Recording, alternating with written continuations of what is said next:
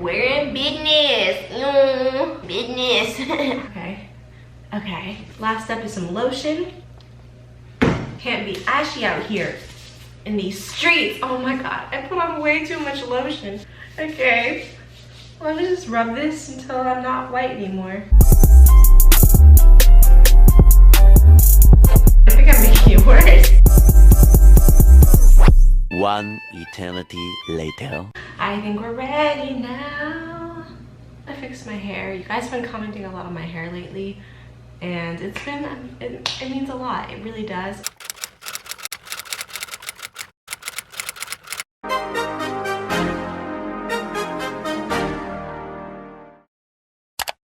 Hey guys, what's up? It's TJ here. Welcome back to my channel. If you're new, what's up? My name is Taylor Janet. I am a junior economics major at Spelman College, and I make college and lifestyle content here on my channel every Monday and Thursday. So be sure to hit that subscribe button, join the family, and make sure you click the notification bell too, so you don't miss out on any of my uploads. So over in the community tab, I took a little poll of what content you guys would like to see, and the most requested video was how to get a 4.0 in college. When I first started college, I thought that getting a 4.0 was like unheard of and impossible, and I thought that people who had 4.0s were like superhumans, and I surely did not think that I could be a 4.0 student. I am just finishing up my second consecutive 4.0 season, so I wanted to share the changes that I've made and the tips and the tricks and the hacks so that you too can live your best life during 4.0 season, okay? Tip number 1 is to find your motivation. You need to have that purpose and that reason of why you really want a 4.0, not a 3.9, not a 3.8, not a 3.7, but a 4.0. And once you have your motivation, you need to write it down, because when it gets rough, you need to remember why you're doing what you're doing. Tip number 2 is know what you're getting yourself into before you even start class. Find yourself some upperclassmen and talk to them and ask about what the class entails, ask about the professor that you're taking. Prizes in the middle of the semester, they're not cute. So tip number 3 is to start strong. One thing that I had to learn for myself is that playing catch up sucks. And it is so hard to catch up when you're already starting off behind and on a bad foot.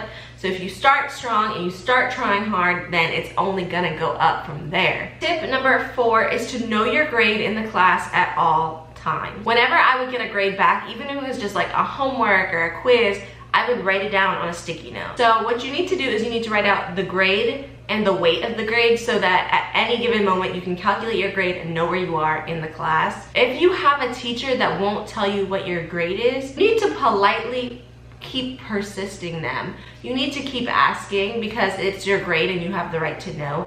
Obviously, you know, if you take a test in 2 hours, you might not get it back. But I'd say within like 2 weeks, you should have your grades back. If they refuse to give you your grade, that's when I would suggest talking to your department chair or even a dean, because it is really not okay to not know your grade until the end of the semester. Tip number 5, know what percentage counts for an A in that class. If you look on your syllabus, it might say a 92 and up is an A, a 93 and up is an A, 94 and up is an A. Each professor is gonna have their different standards.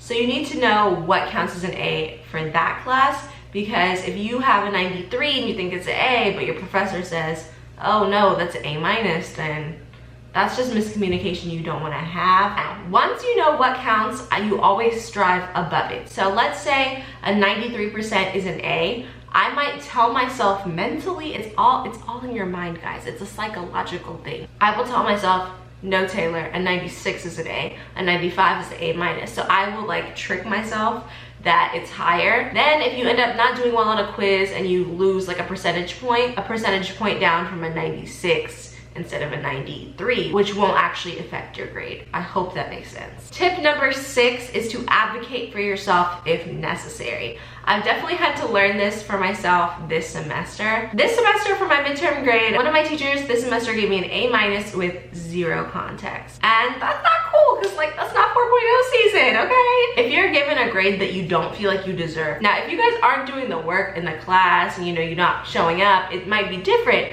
But like if you go to class regularly, you're doing your homework, you're scoring well in quizzes, and you still have an A minus, then do what I did. At the end of class, and definitely non-confrontationally, I kind of inquired about my grade, and I was like, yeah, I was kind of shocked to see an A- because I was really expecting an A. And then my teacher laughed. She's like, you're one of those. and then I was like, yeah.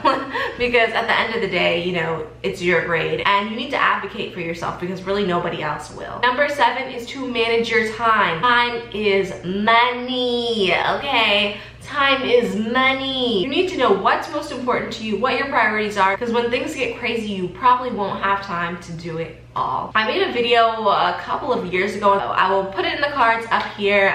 It's probably time that I remake that video because it's old. If you guys want to see a remake of time management hacks, comment down below and I got you. Next tip is to get a tutor before you fall behind. You guys, if I feel myself getting lost in class, I'm the first person to run to a tutor. It's just nice to establish that relationship with somebody who can help you out from the beginning, not, hey, like, I'm Taylor, like, I failed 4 tests, like, can you get me an A? Like, it doesn't work like that. If you think you're having trouble, start as soon as possible meeting with a tutor. My next tip is that studying is a marathon, it's not a race. You should be preparing from the beginning, especially because cramming just doesn't work. When it's right before the exam, know when to quit, okay? You just gotta trust that you know it, trust that you've been putting that work in, and that, you know, you let go and let God, but you only let go and let God once you've already been putting in that work. Usually before an exam, I try to get at least 2 good nights of sleep.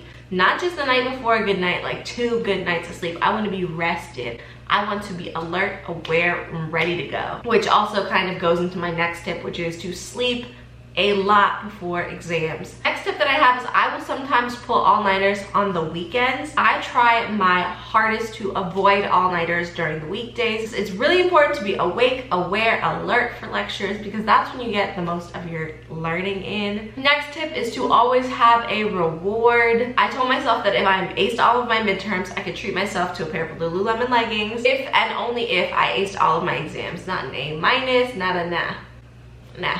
A leggings. So whatever your favorite thing is, treat yourself to it once you accomplish a big goal. My next tip is to engage and be interactive in class. I always ask questions in class, you guys, and sometimes you might be thinking, oh, like, I don't know what I don't know if the teacher is just teaching it, because that's exactly how I used to think. But if you do your readings in advance, like look on the syllabus, see what you're going to be talking about, read it in advance, have your list of questions, then you make a better use out of your class time. Next tip is so important, and I do this all the time, and that's to delete all of my social media apps off of my phone during the week. This helped me be so much more productive during my study sessions and to sleep better at night because I was just less distracted. My next tip is to get a study group. Study groups are great. I am a firm believer in study groups. I love my study group, but it's really important that your study group is just as serious and just as driven as you are, and you guys all have the same goals. You need those people who are going to spend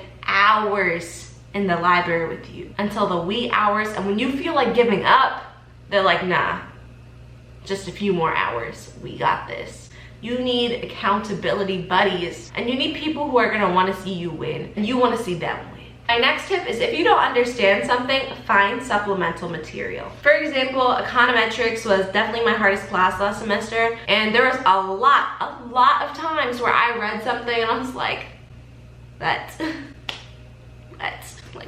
So as a result, I ended up going on Amazon and I found 2 additional textbooks and I bought them, and when I didn't understand something, I would read it in another textbook and then another textbook until I got it. Sometimes it's just the wording, so if you like read something a different way, it might make more sense. Alright guys, I hope you found this video helpful. Habits and hacks of a 4.0 scholar. It is 4.0 season, you guys. We're starting out a new school year and I really do think that you can do it. It really is 4.0 season out here. I have faith in you. Don't forget to like, comment, and subscribe to my channel for more videos. Comment down below what other topics you'd like to hear from me. I'm gonna be filming a lot in the next coming weeks, my last weeks of summer, so definitely drop them down below while I still have time to film all of them. Bye guys, thank you so much for watching, and I'll see you in the next video.